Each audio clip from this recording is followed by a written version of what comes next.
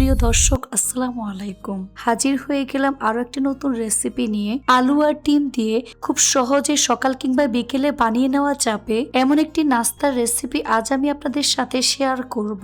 এই নাস্তাটি বানানো খুবই সহজ এবং খেতে ভীষণ মজার। যারা সহজ রেসিপি খুঁজছেন, আশা করি আজকের রেসিপি সবার কাছে অনেক বেশি ভালো লাগবে। তো চলুন রেসিপিটি দেখে নিচ্ছি।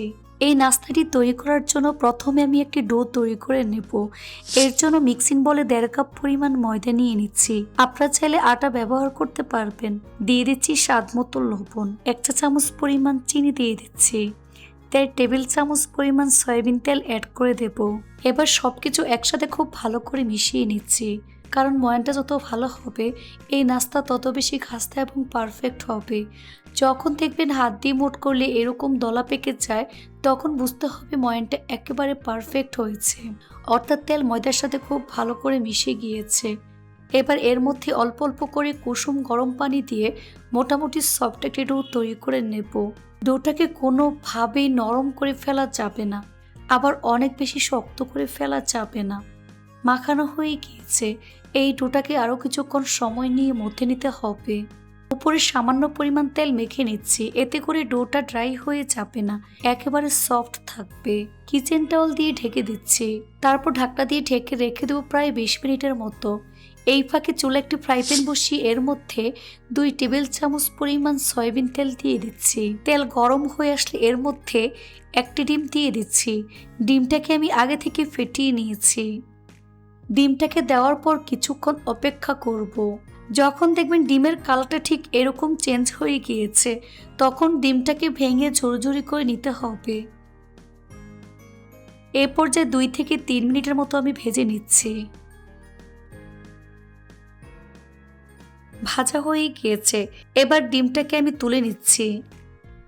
একই ফ্রাই প্যানে আবারও 2 টেবিল চামচ পরিমাণ সয়াবিন তেল দিয়ে দিচ্ছি। তেল গরম হয়ে আসলে এর মধ্যে 1 চা চামচ পরিমাণ আস্ত জিরা দিয়ে দেব, সাথে 2টি কাঁচামরিচ কুচি দিয়ে দিচ্ছি। জিরা কাঁচামরিচ আমি কয়েক সেকেন্ডের মতো ভেজে নিচ্ছি। তারপর এর মধ্যে 1/2 কাপ পরিমাণ পেঁয়াজ কুচি দিয়ে দিচ্ছি। এই পেঁয়াজটাকে কিছুক্ষণ ভেজে নিতে হবে। এই পেঁয়াজটাকে কিছুক্ষণ ভেজে ব্রাউন করে নিতে হবে। যখন দেখবেন পেঁয়াজের কালার চেঞ্জ হয়ে গিয়েছে, তখন এর মধ্যে দিয়ে দিচ্ছি স্বাদ মতো লবণ। 1 প্যাকেট ম্যাগি ম্যাজিক মশলা দিয়ে দিচ্ছি। লবণ ম্যাজিক মশলা ভালো করে মিশিয়ে প্রায় 2 মিনিটের মতো ভেজে নিতে হবে। তারপর এর মধ্যে 1 কাপ পরিমাণ ম্যাশ করা সিদ্ধ আলু দিয়ে দিচ্ছি।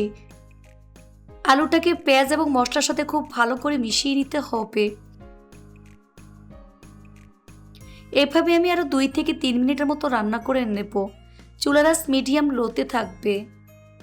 তারপর এর মধ্যে দিয়ে দেব আগে থেকে ভেজে রাখা ডিম আলুর সাথে খুব ভালো করে মিশিয়ে নেব। নামানোর আগে কিছুটা পরিমাণ ধনিয়া পাতা কুচি অ্যাড করে দিচ্ছি। ধনিয়া পাতা সবকিছুর সাথে খুব ভালো করে মিশিয়ে নেব। এই তো ডিম আলুর পুর রান্না হয়ে গিয়েছে। এবার চুলা বন্ধ করে দিচ্ছি। ফিরে আসলাম 20 মিনিট পর। এখন ঢাকনা সরিয়ে ডোটাকে আরো কিছুক্ষণ সময় নিয়ে মথে নিতে হবে। এবার ছোট ছোট লেচি কেটে নিচ্ছি।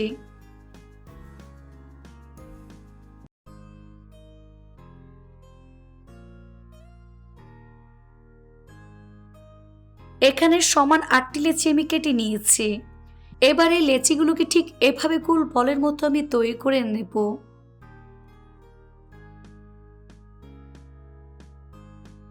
দেখুন, এইরকম গোল বলের মতো আমি তৈরি করে নিয়েছি। সবগুলো একইভাবে তৈরি করে নিতে হবে। এবার এখান থেকে একটি বল বোর্ডের উপর নিয়ে নিচ্ছি। হাত দিয়ে চেপে চ্যাপটা করে নিতে হবে।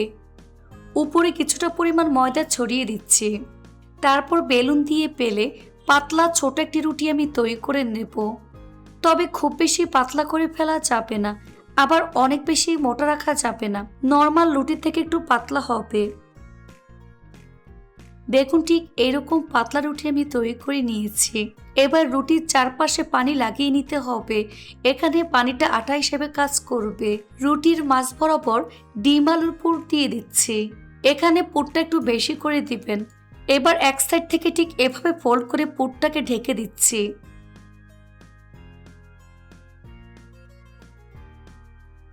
হাত দিয়ে ঠিক এভাবে পেঁচিয়ে পেঁচিয়ে মুখটা সিল করে নিতে হবে। বাড়তি অংশটুকু আমি ছিঁড়ে ফেলে দিচ্ছি। হাতের আঙুল দিয়ে এভাবে চেপে চ্যাপটা করে নিচ্ছি। হাত দিয়ে ঠিক এভাবে আমি শেপ দিয়ে দিচ্ছি। এই তো একটি নাস্তা আমি তৈরি করে নিয়েছি। সবগুলো নাস্তা একইভাবে আমি তৈরি করে রেডি করে নিয়েছি। এবার নাস্তাগুলো ভাজার পালা। চুলা একটি ফ্রাই প্যান বসিয়ে পরিমাণ মতো সয়াবিন তেল দিয়ে তেলটাকে মিডিয়াম আঁচে গরম করে নিয়েছি। এবার একে একে নাস্তাগুলো গরম তেলে দিয়ে দিচ্ছি। ভাজের অংশটা কিন্তু নিচে থাকবে। চুলার স্লো মিডিয়ামের মাঝামাঝি রেখে এই নাস্তাটাকে সময় নিয়ে ভাজতে হবে। এক পাশ ভাজা হয়ে আসলে উল্টে দিচ্ছি। এভাবে কিছুক্ষণ পর পর উল্টে পাল্টে একটু সময় নিয়ে গোল্ডেন ব্রাউন করে ভাজতে হবে।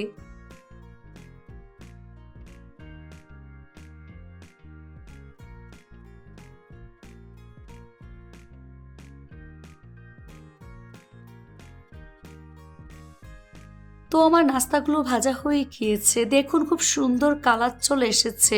এখন তেল ছেঁকে নাস্তার প্লেটে তুলে নিচ্ছি। তেল ভালো করে ঝরিয়ে নিতে হবে।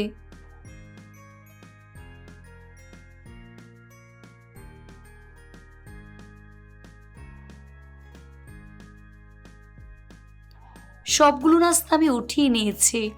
এখন পরিবেশন করে আপনাদের দেখিয়ে দেব। দেখুন কতটা সহজে তৈরি হয়ে গেল ডিম আর আলু দিয়ে মজাদার বিকেলের নাস্তা। এভাবে একবার হলেও বাসায় তৈরি করে দেখবেন। আশা করছি বাসার ছোট থেকে বড় সবাই ভীষণ পছন্দ করবে। একবার খেলে বারবার খেতে ইচ্ছে করবে, এতটাই মজার এই নাস্তাটি।